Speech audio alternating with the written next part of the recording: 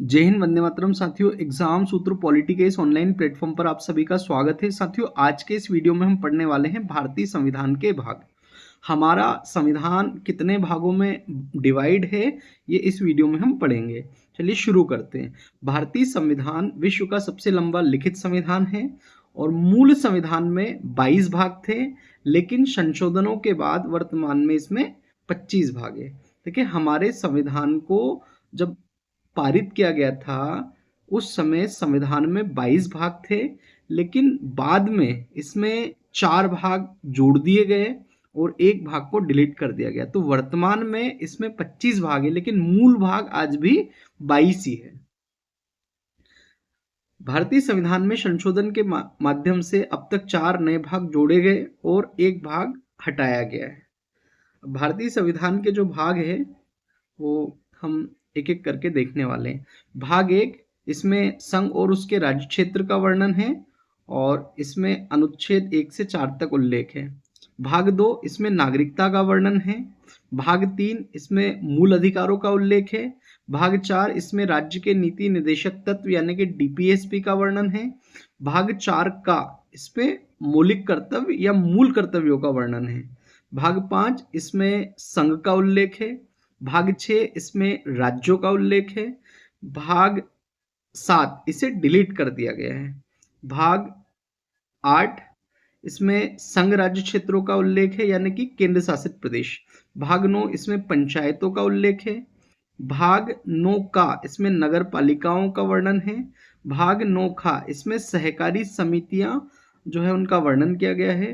भाग 10, इसमें अनुसूचित और जनजाति क्षेत्रों का उल्लेख है। भाग 11, इसमें संघ और राज्यों के बीच संबंधों के बारे में वर्णन है। भाग 12, इसमें वित्त, संपत्ति, संविदाएं और वाद का उल्लेख है। भाग 13, भारत के राज्य क्षेत्र के भीतर व्यापार, वाणिज्य और समागम का वर्णन।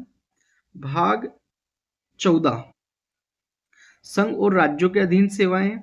भाग 14 का, इसमें अधिकरण या ट्रिब्यूनल का वर्णन है। भाग 15, इसमें निर्वाचन का उल्लेख है। भाग 16, इसमें कुछ वर्गों के संबंध में विशेष उपबंध दिए गए हैं। भाग 17, इसमें राजभाषा का उल्लेख है। भाग 18, इसमें आपात उपबंध या आपातकालीन उपबंधों का उल्लेख है। भाग 19, इसमें प्रकीर्ण है। भाग 20, इसमें संविधान का संशोधन है। भाग 21, इसमें अस्थायी, संक्रमणकालीन और विशेष उपबंध दिए गए हैं। और लास्ट है भाग 22, इसमें संक्षिप्त नाम प्रारंभ का उल्लेख है। तो एक एक करके इन सभी भागों की हम यहाँ व्याख्या पढ़ने वाले हैं।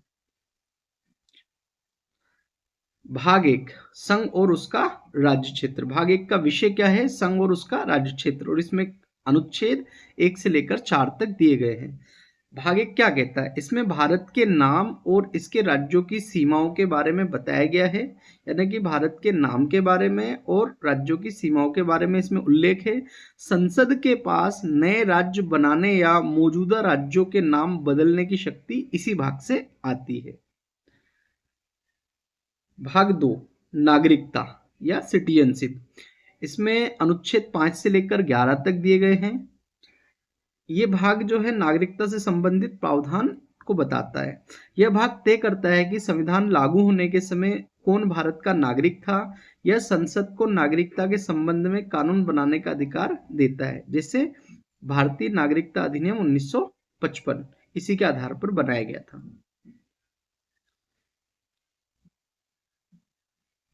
भाग 3, मौलिक अधिकार या मूल अधिकार। और इसमें अनुच्छेद दिए गए हैं 12 से लेकर 35 तक। इस भाग को भारतीय संविधान का मैग्ना कार्टा कहा जाता है या इसे भारत का मैग्ना कार्टा कहा जाता है। और मैग्ना कार्टा क्या होता है? जब नागरिकों को एक साथ बहुत सारे अधिकार दिए जाए तो उसे मैग्ना कार्टा की संज्ञा दी जाती है। यह नागरिकों को 6 मौलिक अधिकार देता है। इसमें समानता, स्वतंत्रता, शोषण के विरुद्ध, धार्मिक स्वतंत्रता, संस्कृति और शिक्षा और संवैधानिक उपचारों का अधिकार वर्णित है। भाग 4, भाग 4 जो है ये राज्य के नीति निदेशक तत्व यानी कि डीपीएसपी का वर्णन करता है। और इसमें अनुच्छेद 36 से लेकर 51 तक दिए गए हैं। अब ये डीपीएसपी क्या है? ये राज्यों के लिए नैतिक निर्देश हैं। इनका उद्देश्य भारत में कल्याणकारी राज्य यानी कि वेलफेयर स्टेट की स्थापना करना है। इन्हें अदालत द्वारा लागू नहीं करवाया जा सकता। यानी कि भाग 4 में जो डीपीएसपी दिए गए हैं ये अवाद योग्य हैं, इन्हें अदालत द्वारा लागू नहीं करवाया जा सकता। जबकि भाग 3 में जो मौलिक कर्तव्य या मूल कर्तव्य दिए गए हैं वो वाद योग्य हैं, उन्हें अदालत द्वारा लागू करवाया जा सकता है। भाग 4 का मौलिक कर्तव्य या फंडामेंटल ड्यूटीज, इसमें अनुच्छेद 51 ए है और इस भाग को 1976 में 42वें संविधान संशोधन के द्वारा जोड़ा गया। इसमें नागरिकों के 11 कर्तव्य बताए गए हैं, जैसे राष्ट्रध्वज का सम्मान करना और पर्यावरण की रक्षा करना। ये मूल संविधान में नहीं था, बाद में संशोधन करके इस भाग को संविधान में जोड़ा गया। भाग 5 संघ या द यूनियन, इसमें अनुच्छेद 52 से लेकर 151 तक है। यह संविधान का सबसे बड़ा भाग है। इसमें राष्ट्रपति, प्रधानमंत्री, मंत्रिपरिषद, संसद, सर्वोच्च न्यायालय और केग की कार्यप्रणाली दी गई है। ये सबसे बड़ा भाग है और इसी में हम राष्ट्रपति के बारे में, प्रधानमंत्री के बारे में, मंत्रिपरिषद के बारे में, संसद के बारे में, सुप्रीम कोर्ट के बारे में और केग के बारे में पढ़ेंगे। भाग 6 राज्य या द स्टेट्स, भाग 6 को राज्यों का संविधान भी कहा जाता है और इसमें अनुच्छेद 152 से 237 तक दिए गए हैं। इसमें क्या प्रावधान है? तो इसमें राज्यों की शासन व्यवस्था का वर्णन है, जैसे राज्यपाल, मुख्यमंत्री, राज्य विधानमंडल और हाईकोर्ट्स का वर्णन यहाँ पर मिलता है। भाग 7 निरसन, भाग 7 को 7वें संविधान संशोधन के द्वारा 1956 ईस्वी में हटा दिया गया या डिलीट कर दिया गया। इसमें पहले खास श्रेणी के राज्य थे, वर्तमान में हमारे संविधान में भाग 7 नहीं है। भाग 8 केंद्र शासित प्रदेश या यूनियन टेरिटरीज, इसमें अनुच्छेद 239 से 242 तक दिए गए हैं और यह दिल्ली, पुदुचेरी जैसे केंद्र शासित प्रदेशों के प्रशासन के बारे में बताता है। इसमें सभी केंद्र शासित प्रदेशों के प्रशासन का उल्लेख है। भाग 9 इसमें पंचायतों का उल्लेख है और इसमें अनुच्छेद 243 से 243 ओ तक वर्णन है और इस भाग को भी बाद में जोड़ा गया। इस भाग को 73वें संविधान संशोधन के तहत 1992-93 द्वारा जोड़ा गया। इसमें त्रिस्तरीय पंचायती राज व्यवस्था का उल्लेख है। यानी कि भाग 9 जो है इसे वेरी मोस्ट एमपी है, इसे 73वें संविधान संशोधन के तहत 1992-93 में जोड़ा गया है और ये त्रिस्तरीय पंचायती राज व्यवस्था का उल्लेख करता है। भाग 9 का नगर पालिका और इसमें अनुच्छेद 243 पी से 243 ZG तक उल्लेख है। इस भाग को भी संविधान में बाद में जोड़ा गया। इस भाग को 74वें संविधान संशोधन के तहत 1992-93 में जोड़ा गया। इसमें त्रिस्तरीय नगरीय निकाय व्यवस्था का उल्लेख है।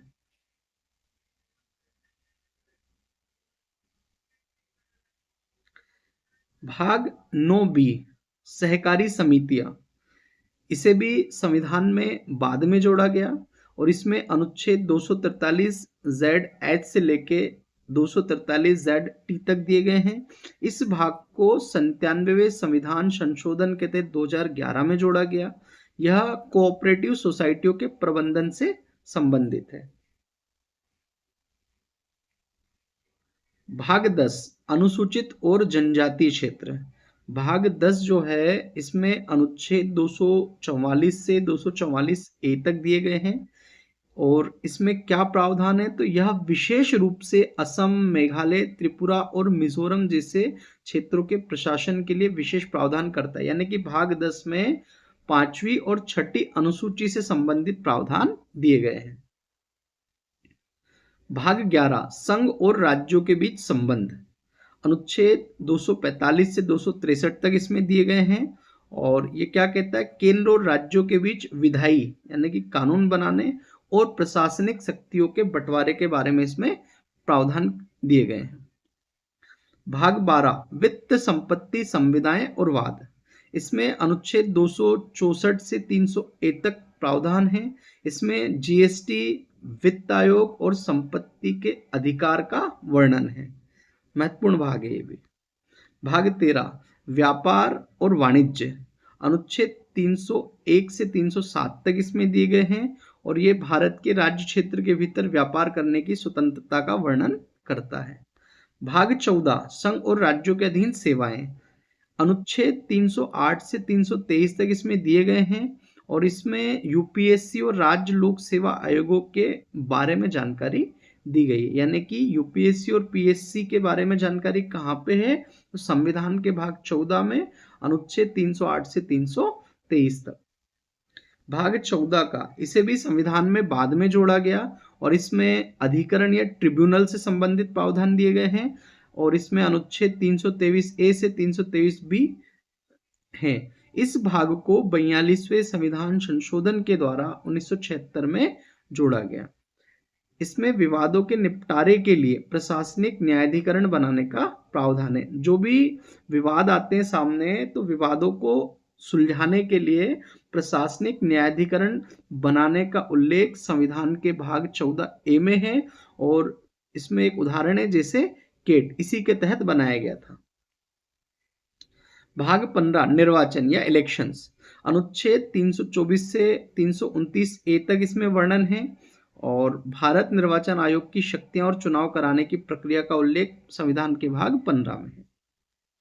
भाग 16 कुछ वर्गों के लिए विशेष उपबंध। इसमें अनुच्छेद 330 से 342 तक दिए गए हैं। ये क्या कहता है ये भाग, इसमें एससी, एसटी और ओबीसी के लिए आरक्षण और विशेष प्रावधान दिए गए हैं। भाग 17 राजभाषा या ऑफिशियल लैंग्वेज। इसमें अनुच्छेद 343 से 351 तक दिए गए हैं और ये क्या कहता है, संघ की भाषा हिंदी और राज्यों की क्षेत्रीय भाषाओं का विवरण इसमें दिया गया है। भाग 18 आपातकालीन उपबंध या इमरजेंसी से संबंधित प्रावधान इसमें दिए गए हैं। इसमें अनुच्छेद 352 से लेकर 360 तक आर्टिकल दिए गए हैं। इसमें 3 प्रकार के आपातकाल का वर्णन है। पहला है राष्ट्रीय आपातकाल, यह अनुच्छेद 352 के तहत लगाया जाता है। दूसरा है राष्ट्रपति शासन, ये अनुच्छेद 356 के तहत राज्यों में लगाया जाता है। और तीसरा है वित्तीय आपातकाल, यह अनुच्छेद 360 के तहत देश या उसके किसी भाग में लगाया जाता है। राष्ट्रीय आपातकाल देश में लगाया जाता है और अब तक भारत में 3 बार राष्ट्रीय आपातकाल लगाया गया है। राष्ट्रपति शासन राज्यों में लगाया जाता है और अलग अलग राज्यों में कई बार इसको लगाया गया। मध्य प्रदेश में अब तक 3 बार राष्ट्रपति शासन लगा है। और वित्तीय आपातकाल ये देश या उसके किसी भाग में अनुच्छेद 360 के तहत लगाया जाता है। हमारे देश में आज तक कभी वित्तीय आपातकाल नहीं लगाया गया है। भाग 19 प्रकीर्ण या मिसलिनियस। इसमें अनुच्छेद 361 से 367 तक दिए गए हैं और इसमें राष्ट्रपति और राज्यपालों को कानूनी सुरक्षा प्रदान की गई है, इसका वर्णन है। भाग 20 संविधान का संशोधन। बहुत ही महत्वपूर्ण भाग है, कई बार परीक्षाओं में पूछा गया है और अनुच्छेद इसमें दिया गया 368। ये क्या कहता है, संसद को संविधान में बदलाव करने की शक्ति और प्रक्रिया का उल्लेख इस भाग में दिया गया है। भाग 21 अस्थायी, संक्रमणकालीन और विशेष उपबंध। इसमें अनुच्छेद 369 से 392 तक दिए गए हैं और ये क्या कहता है, कुछ राज्यों को विशेष दर्जा, जैसे 371 के तहत महाराष्ट्र, गुजरात, नागालैंड आदि को दिया गया है। यानी कि विशेष दर्जा वाले राज्यों का उल्लेख भाग 21 में है। भाग 22 संक्षिप्त नाम, प्रारंभ और हिंदी में प्राधिकरण पाठ। अनुच्छेद 393 से 395 तक इसमें दिए गए हैं और ये क्या कहता है, संविधान का नाम और इसे लागू करने की तारीख का उल्लेख इस भाग में दिया गया है। साथियों, अगर आपको हमारा ये वीडियो पसंद आया हो तो इस वीडियो को लाइक, शेयर और हमारे चैनल को सब्सक्राइब करिए।